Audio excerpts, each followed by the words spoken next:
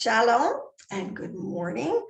And I really have a message that I kind of want to impart today. I apologize ahead of time if I get a little excited, if I talk fast. The good thing about YouTube is you can pause it and go back. So bear with me. But recently this week, or actually I've known of this quote I pulled out of the Dead Sea Scrolls, one of the texts for years, and have gone back to, but it really came into my memory again this week, and I went looking for it. And this is sort of in the wake of the Ukraine war, and like this quote is like, yes, this is spot on, Ruach. Okay, Holy Spirit, this is a spot on quote, and I want to share it because the Dead Sea Scrolls, now, in my opinion, are the writings of the righteous remnant of the house of Judah who were keeping the Torah, the inner. You have to understand, there is a core, there is something that has been very deeply kept and hidden, and is the name. All right, you have to understand that the house of Judah has kept the writings, and then within them there has always been this little group of Torah sages. They've had a name for about the last 500 years called the Kabbalists. Before that, they were always known, and they're biblically known as the wise.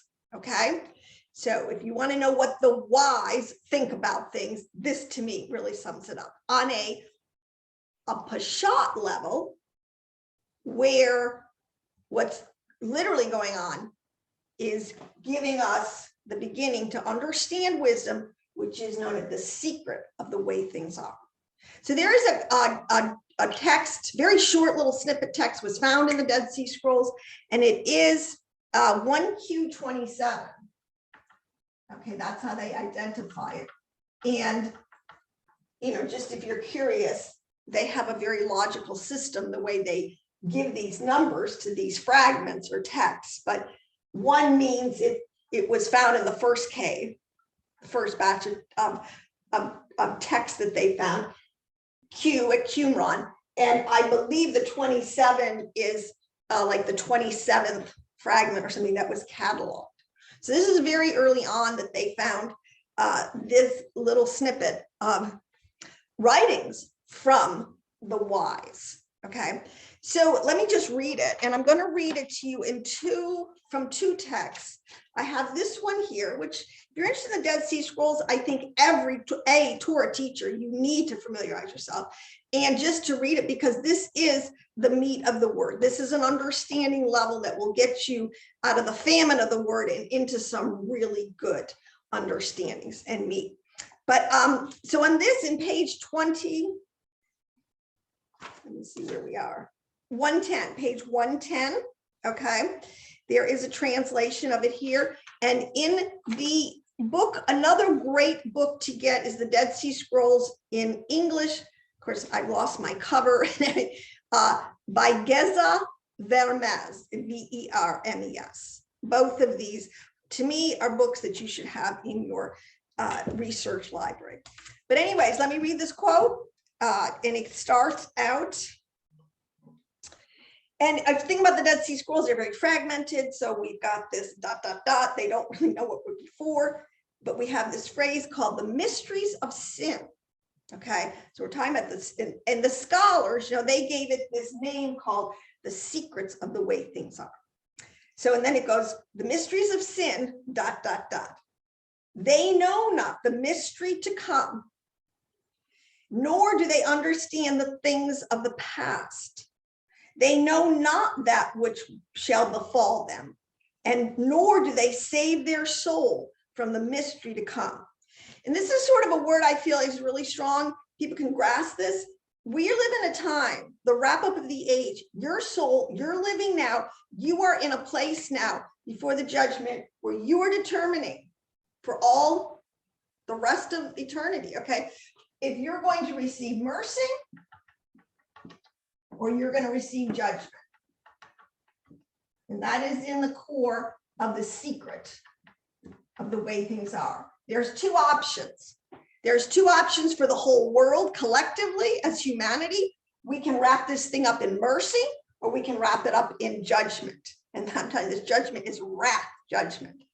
And then individually, my soul, our souls, we need to start, we're going to receive mercy from the high creator when he comes. And it's like I say, the game of musical chairs, when the music stops, okay, and where you are, you're going to receive mercy or you're going to see judgment. And it is my opinion that the end time scenario for people, it's not the same for everybody. Okay, we're all going to have different kind of wrap-ups at the end of the age. And all of us individually are going to make one huge collective whole, okay, of what's going to be happening in all the earth. And this is why I believe that, and I'll tell you that Kabbalah, Jewish, mystical Kabbalah, contains the secrets of the way things are, and that this is all going to come out. And if you have any kind of negative attitude, or you've had bad teachers telling you, oh, this is not godly, you're just listening to bad teachers.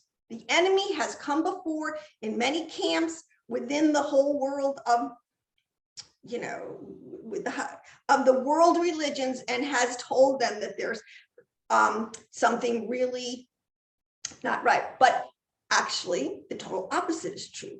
This is the most comprehensive, empirical, supernatural understanding that we have about Yahweh Elohim on the planet. And the Jews, this is what I'm saying, have been holding on to it for dear life for thousands of years. But now it is time for the whole system to be revealed to people.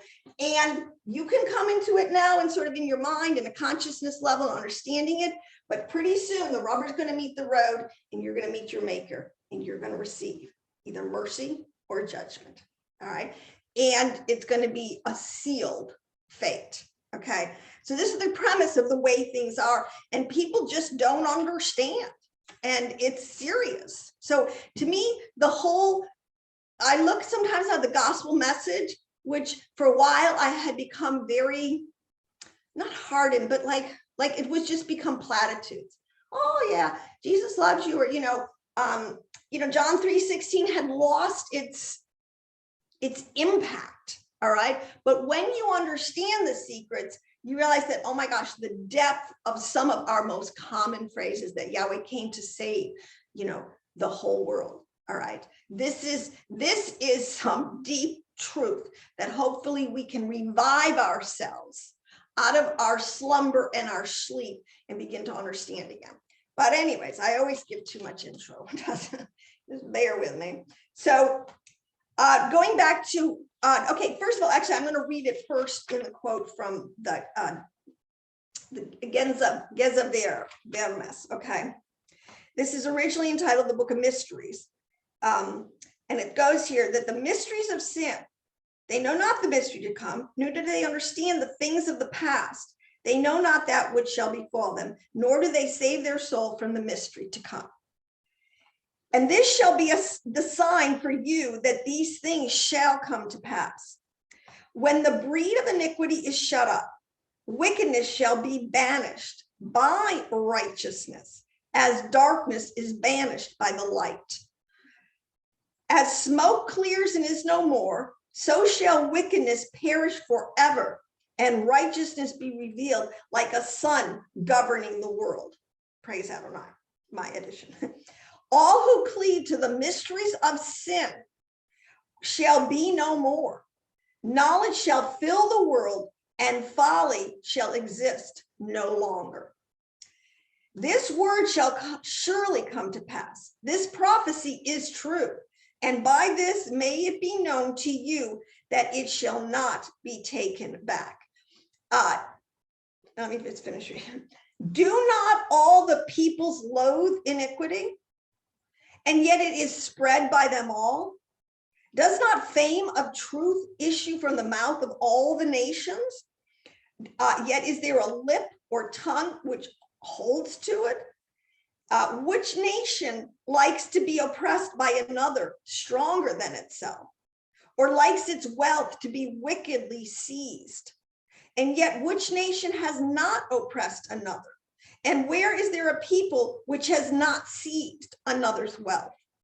See, and we just saw this play out with this whole Ukrainian drama. All right.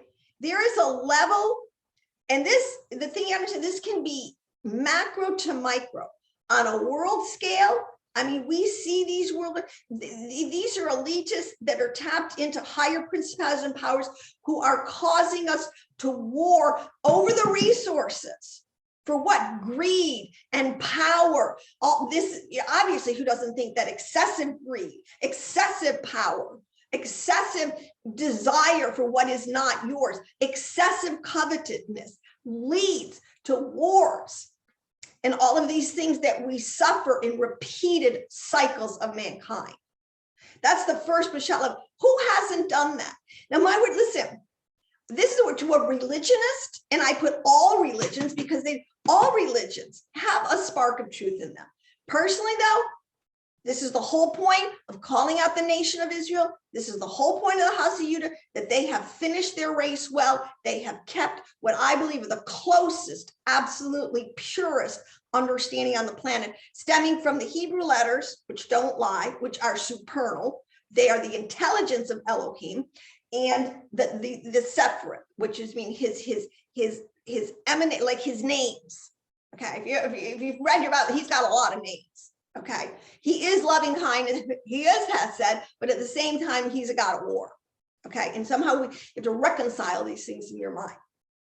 But the point is, religion is as much to blame for this situation and these exact sins of wanting, oppressing other nations, and it could be other religions, the war between the Muslims and the Jews, or there's so many religious wars that have been bloodbaths. So they're all to blame. Christianity has as much a history of this as any group on the planet. I mean, let's be honest, people. There is not a ism on the planet or a people group or a nation that has not broken Torah in these categories. Absolutely.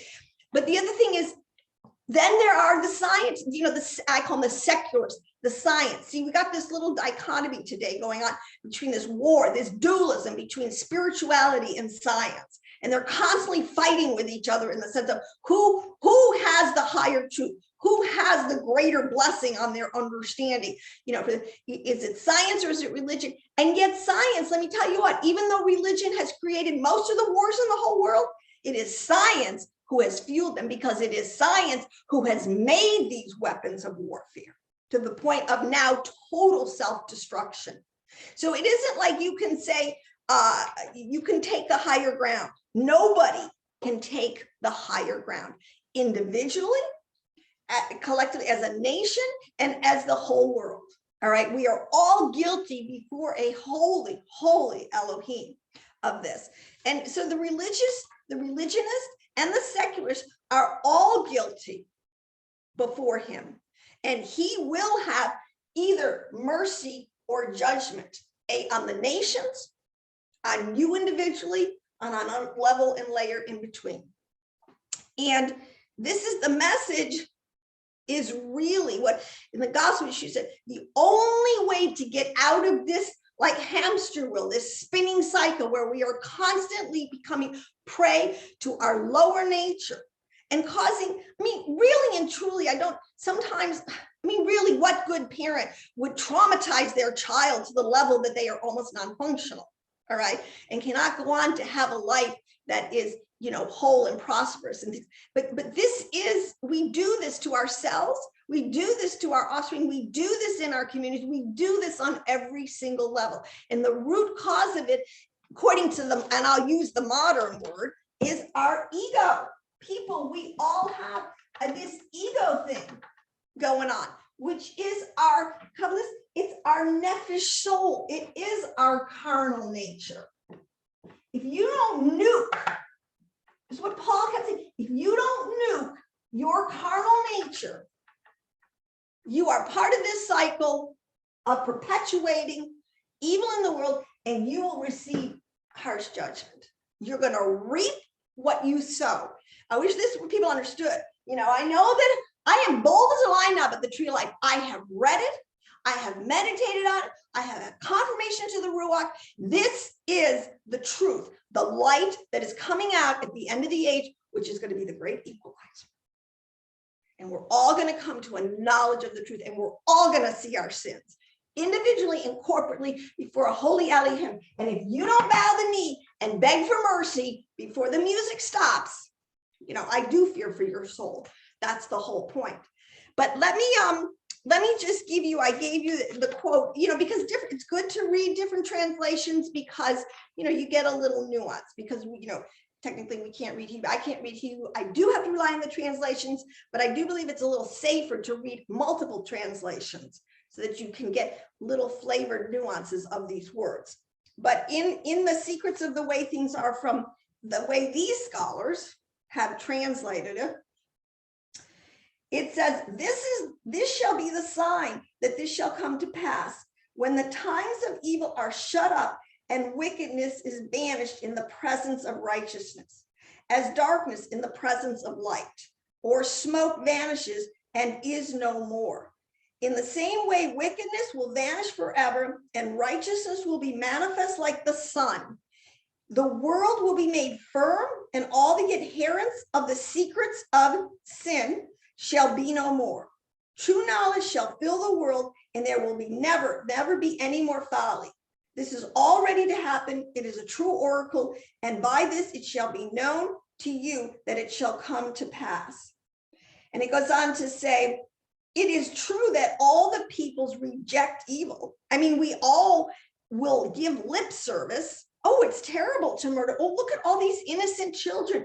We all are appalled at the injustices we see around us, yet it advances in all of us. It is true that truth is esteemed in the utterances of the nations. This is the propaganda. Oh, we're the righteous ones. We're going in to liberate the people. Meanwhile, really what's going on, you're going in to steal their resources, or to add them to your power grid, to make your balance of power greater than some others in another part of the world. These are all schematics that are happening and are the truer picture of what's going on. He said, where is there any tongue or language that grasps it? What nation wants to be oppressed by another that is stronger? Or who wants his money to be stolen by a wicked man? Yet what nation is there that has not oppressed its neighbor? Where is the people that has not robbed the wealth of another? All right. And so this is literal. This is literal. And at the same time, it is highly allegorical, because even within ourselves, there's a concept that the nations are sort of these warring factions in ourselves. As Paul says, the things that I shouldn't do, that I know are oppressive and injustice, permeate injustice, and I do, and the things that I know intellectually are pure or right or true, I don't do, I can't do, I have a hard time grasping them. This is the human condition, because we all are plagued by this thing called the ego. And this is why individually, Yah judges first individuals. Then he will judge collectively these bundles of people that come together under certain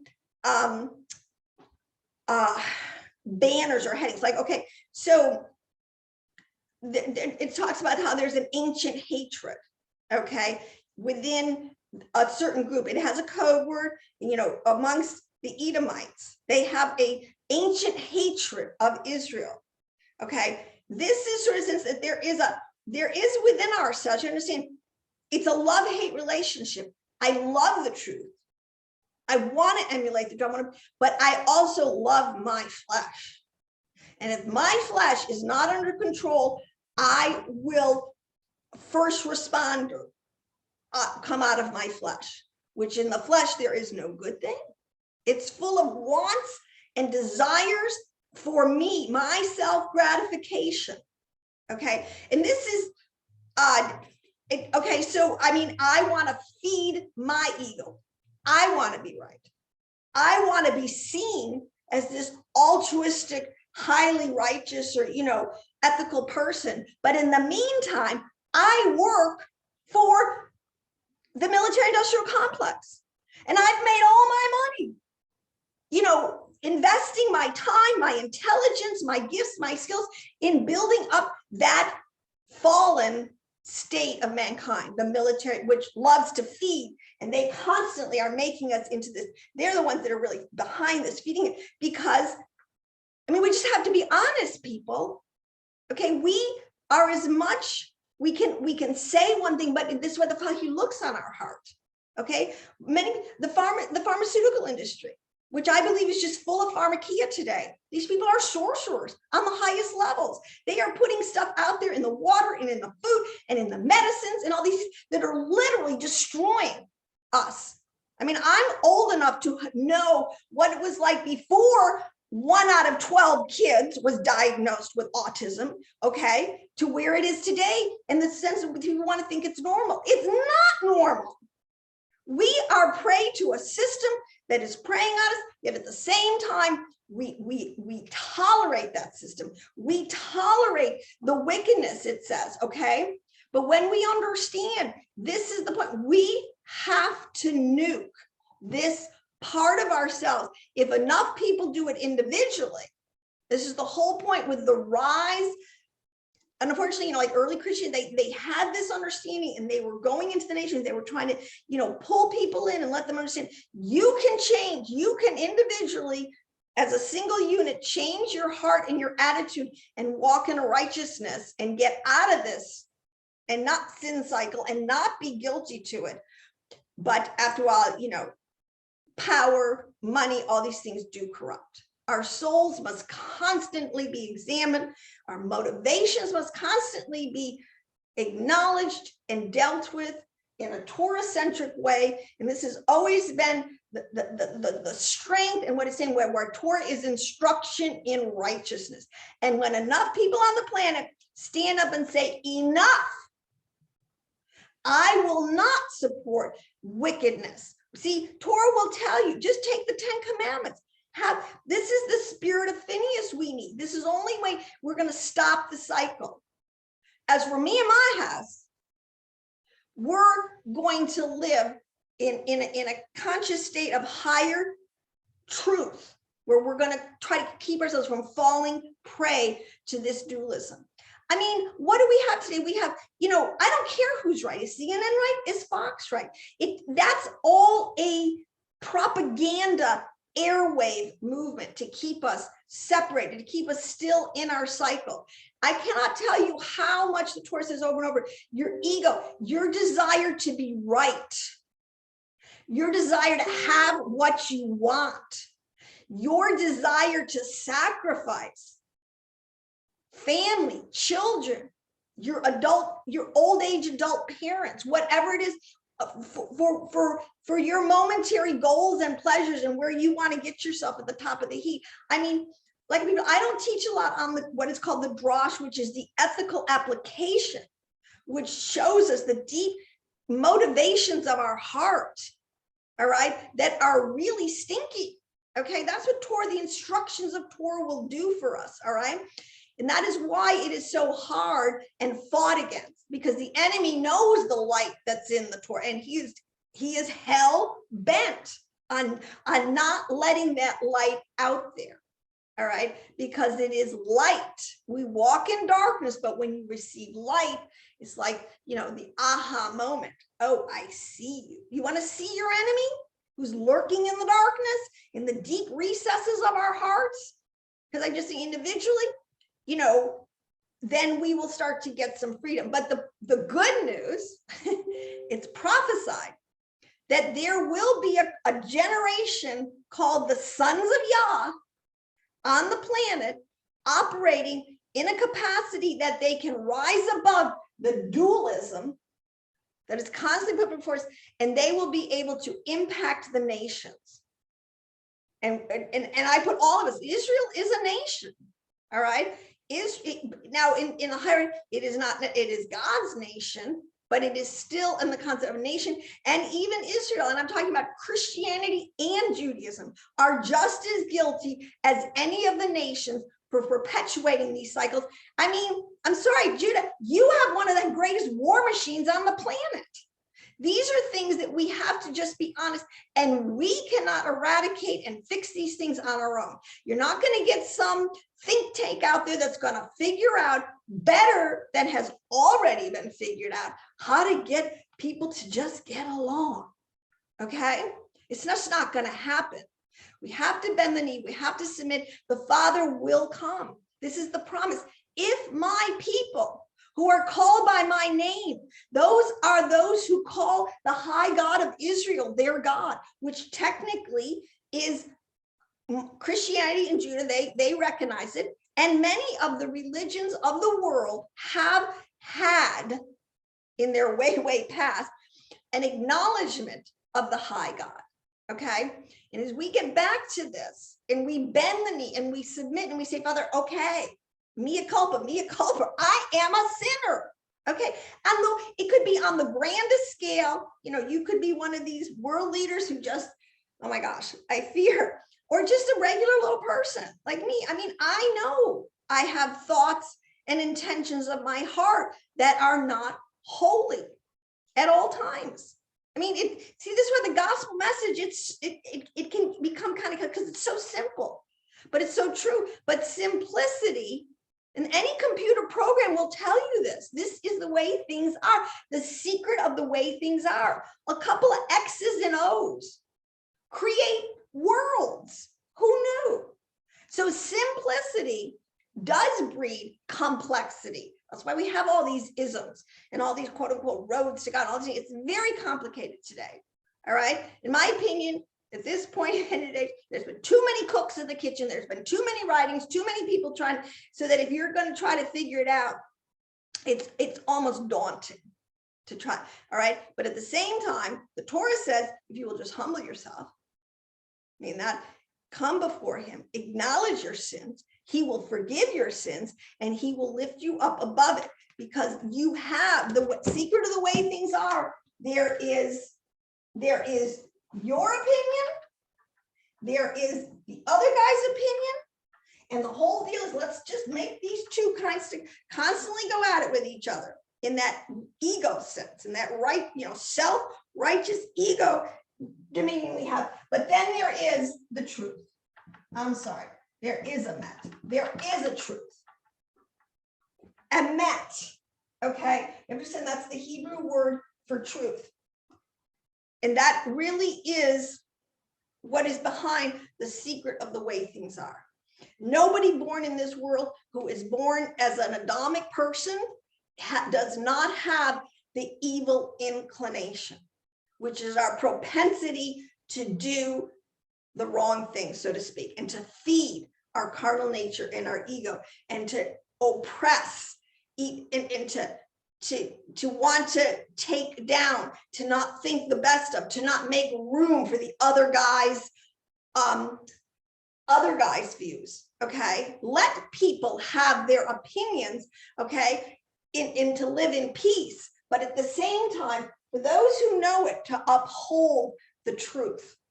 Okay, this is so interesting, because if you stick in this duality, you are going to end up in a place of judgment, which means you're going to reap what you sow. If you have been, I don't know, it's so funny, because you're public persona, and then meantime, inside, you're a ravenous wolf full of adulteries and lies, and you really do spend your time in a system that is perpetuating. And what of us don't? This world has got such an incredible, the matrix is so infiltrated every area of our life. You can't, it doesn't matter what, even if you're a grocer and you're selling foodstuffs in a grocery store, and you come to the understanding that 90% of this is not really food, and it's not really helpful, and it's not really doing good to your customer. I mean, what are you going to do? You got 5 kids at home. You have to feed them. These are real and difficult things to figure out and navigate. The only way is to get to emet, to the truth, and cry out in humility, Father, I got to get out of this. I got to get out of this. And it doesn't mean you can't still be a grocer. What I'm saying is we have to, all of us, examine our motivations, examine where we are. How much of that, the fallen world, do we really participate in? And this is the problem. There is corruption. The whole thing is corrupt. What are you going to do? The antidote we've given, we can't fix it. It is a supernatural job for a supernatural Messiah, all right, to take on, because we're dealing with our own egos, but we're dealing with principalities and powers that are playing our egos against each other in just the most incredible ways that we're not 90% of the time not even aware of. I just think that this is so true. And the fact that in the Dead Sea Scrolls, they knew this. I mean, this has been the repeated pattern of mankind. And if we're ever going to break out of it, we have to, each of us, truly, this is the gospel, individually, mea culpa. Yes, I am a sinner, and I have participated in it knowingly, willingly, or just because I've been going with the flow. See, what it means to rise up, part of, I believe, in terms of the resurrection is to rise above. The only way we're going to get out of this thing is for people, enough to rise above. And there's a lot of people who aren't going to do it. There is going to be great judgment on many pockets, nations that just refuse to acknowledge their aggressive tendencies. There's going to be peoples in these nations who have not risen up and demanded that their leadership, if they're corrupted, leave and put in righteous leadership. Okay. But individually, we all have to realize that we are not right, and the other guy is really not wrong per se. It's not CNN versus Fox. Spare me. We are stuck in a dualistic hamster wheel that is ever spinning. And unless we get and humble ourselves and believe that, you know what? Why wouldn't Yahweh leave? I mean, why do we got to pick on poor house of Judah? The only people group on the planet truly who has stuck and stayed as a visible witness into this covenant concept when Yahweh gave his Torah at such a level that if the nations would just kind of accept it and live by it, we would have the peaceable kingdom today. All right. I mean, Judah has paid dearly for their holding on to the secrets of the way things are. But it's been prophesied, I believe it's now. And this is why the Ruach being poured out on all flesh, the level of conviction, he is going to come into your heart and into your life, and it's all going to be exposed. And I'll tell you, I believe when the veil is rent, so to speak, and then when we really see the heavens, what's really been going on, it is going to crush people, because every thought, every word, every deed, action that you ever done has been recorded by the supercomputer, so to speak, that is Elohim, that has been tracking all this. And it will be played back to you at the great white throne judgment, wherever. And, I do believe that part of the message is for those who will come to him, humble themselves, and acknowledge and take on his yoke, there will be a sense of freedom and release from the consequences of this system, which is cause and effect, which you reap what you sow. He will have mercy. I'm telling you what, that day is running out. The music is going to stop soon. Yahweh is going to just stop it, and it is what it is. Your spirituality is going to be your destiny for all eternity. So if you end up this thing as a completely carnal, egotistical consumer of all of the blessings of Elohim, it's not really going to go well with you. Okay. But in the meantime, if you can realize that, and it's really just in your mind, just understand there is something bigger going on than our constant dualism and the at each other nature that we have. We are being played in major ways by the principalities, powers, and our souls is allowed to happen because our souls are being tried and being weighed in the balances to find out if we are worthy. And all it takes is the shortest prayer in the Bible, which is called help. We need help to do this. And I just want to say one last comment, which is to the thing about, again, this is why, on the flip side, the good news is, at the end of the age. This is why I am totally hepped up on the tree of life. And I believe this is the metaphysics of how everything works, from the physical world up into the sublime worlds of where, you know, up in the throne room of Elohim, where those holy angels are and the elders, you know, whatever that really means. The point is, we can rise up in our mind, which is where, because your mind makes reality. You are what you think individually, and then you expand that out over the whole of the consciousness of mankind. And it's very scary today because they are coming and coming soon.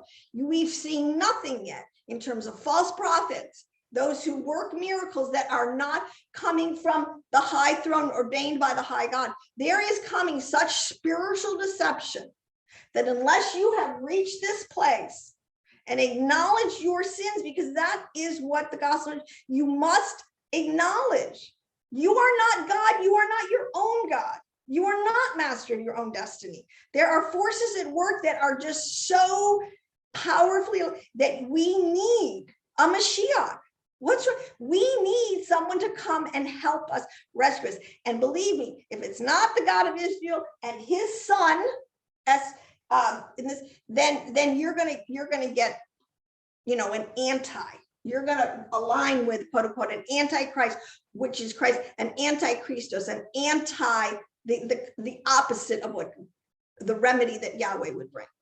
Okay, so I don't know, it just struck me that we really haven't made too much progress in 6,000 years, but at the same time, we have made tremendous progress, because there is and my exhortation, there is a crop, you know, of people on the planet today who have been able to do this, who have been able to nuke their egos enough to an extent and to come out of Babylon, come out of Egypt, come out of all these military industrial complexes where they're using you as a tool, as a stooge to just continue them in their power, their quest for power and wealth, and to subjugate it. All right. I mean, and listen, we have a big God. He can do it. The last thing I just read, one of the Kabbalists I follow, and he said that the greatest sages have finally concluded at some point in the ranks that the war of Armageddon is going to last 12 minutes. Now, again, I know coding, I don't know, maybe that's 12, but you know, you can, you know, like a day is 1,000 years. So what we think is really a 24, it's used allegorically as 1,000 years. So maybe a minute, 12 minutes seems pretty short, but listen, we can go into worldwide nuking. Nuclear bombs can get unleashed at any point, and in 12 minutes, the whole earth can be toast, right? We have that capability, and we've all played into making that available, right? We've all had science, whatever you're giving has contributed to that, just like the religionist who has failed to deliver people the antidote to getting away and nuking this ego. So either we nuke our egos in 12 minutes ourselves, or we're going to end up nuking ourselves. And then you're going to be your little spark out there. And well, that gets a little deep. I won't go there. So anyways, that's what I have to say. I just think this is a season. Take it to heart, nuke your ego, get on the truth wagon, and let's be peacemakers, okay, between this constant dualism, and let's get the victory. Okay, shalom. See you in the next video.